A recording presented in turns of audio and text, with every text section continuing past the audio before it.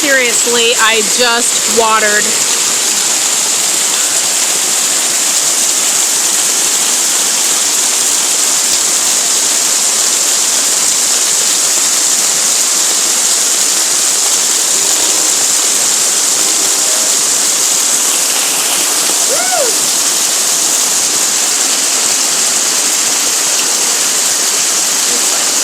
Got a whirlpool right in front of my road, or my driveway on the road.